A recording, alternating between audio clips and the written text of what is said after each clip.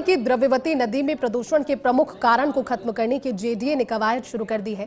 पहले 2 बार योजना विफल होने के बाद जेडीए ने नई योजना पर काम शुरू कर दिया। आखिर क्या है ये योजना और किस तरह द्रव्यवती नदी में प्रदूषण को रोका जाएगा, जानने के लिए देखिए फर्स्ट इंडिया न्यूज की खास रिपोर्ट। पिछली भाजपा सरकार के समय 10 अप्रैल 2016 को द्रव्यवती नदी परियोजना का काम शुरू किया गया था। करीब 1676 करोड़ रुपए लागत के इस काम की जिम्मेदारी टाटा प्रोजेक्ट लिमिटेड और शंघाई अर्बन कंस्ट्रक्शन ग्रुप के कंसोर्टियम को दी गई। इस परियोजना के तहत नाहरगढ़ की पहाड़ियों से लेकर ढूंढ नदी तक 47 किलोमीटर लंबाई में बहने वाली द्रव्यवती नदी के अधिकतर हिस्से का कायाकल्प किया गया। परियोजना का प्रमुख उद्देश्य नदी का बहाव क्षेत्र संरक्षित करना और इसमें स्वच्छ पानी का बहाव सुनिश्चित करना था। लेकिन इस परियोजना के बावजूद अब तक द्रव्यवती नदी का पानी पूरी तरह प्रदूषण मुक्त नहीं हो पाया है।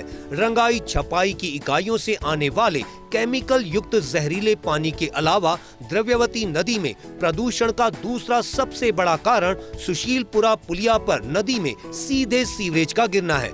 3 साल पहले पिछली कांग्रेस सरकार के समय हसनपुरा और आसपास के इलाके के सीवरेज को सीधे नदी में छोड़ा गया था। इस सीवरेज को रोकने के लिए जेडीए ने किस योजना पर काम शुरू किया है, इस पर बात करें तो राजधानी की द्रव्यवती नदी में आ रहे सीवरेज रोकने के लिए काम किया शुरू। सुशीलपुरा पुलिया पर नदी में सीवरेज डाला जा रहा। जेडीए ने इस सीवरेज को रोकने के लिए काम शुरू किया। 15 करोड़ रुपए की योजना पर काम शुरू किया। सीवरेज को यहां से तरु छाया नगर ले जाया जाएगा। इसके लिए जेडीए नदी के किनारे 40 इंच चौड़ी पाइपलाइन डालेगा। तरु छाया नगर स्थित एसटीपी में इस सीवरेज का परिशोधन होगा। प्रमुख तौर पर सुशीलपुरा पुलिया पर ही नदी में सीवरेज डल रहा है। पहले जेडीए की योजना पुलिया के पास ही एसटीपी निर्मित करने की थी।